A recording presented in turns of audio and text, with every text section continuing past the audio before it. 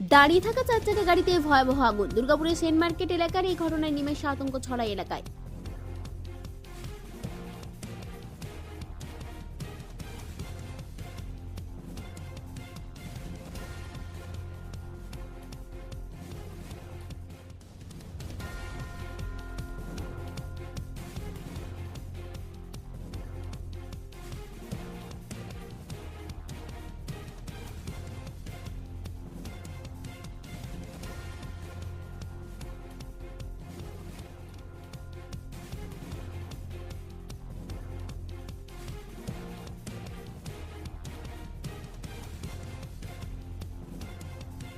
গাড়ির মালিক গাড়ি দাঁড় করিয়ে কাজে গিয়েছিল মার্কেটে। এরপরেই আচমকা এলাকার মানুষ দেখেন রাস্তার ধারে দাঁড়িয়ে থাকা ওই চার চাকা গাড়িতে আগুনের লেলিহান শিখা বেরোচ্ছে।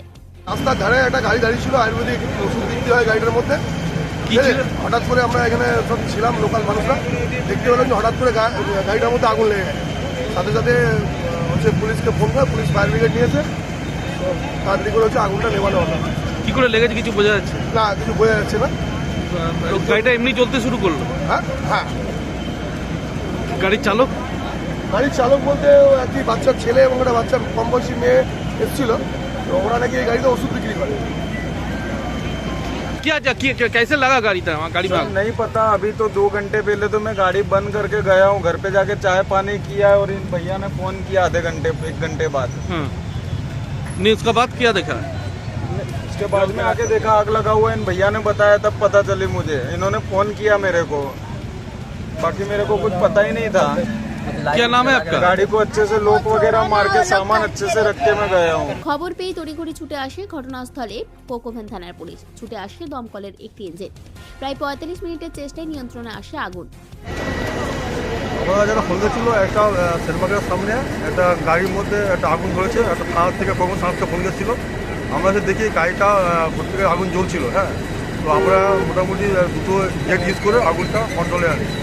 এমনি শোনা যায় কিছু আহত হয়নি, গাড়ি ছিল গাড়ি অবস্থা কীভাবে গাড়িটা আগুনটা ধরেছে কি থেকে কি করে বোঝা যাচ্ছে? না, সেটা এখন বোঝা যাচ্ছে না কী থেকে আগুনটা, গাড়িটা দাঁড়ার অবস্থা ছিল, বোঝা যাচ্ছে না কী থেকে, এখন বোঝা যাচ্ছে না কী থেকে হয়েছে। ঘটনার জেরে ব্যাপক যানজট তৈরি হয় দুর্গাপুর স্টেশন থেকে বাঁকুড়া মোড় যাওয়ার গুরুত্বপূর্ণ রাস্তায়। পরে পুলিশ এসে স্বাভাবিক করে যান চলাচল।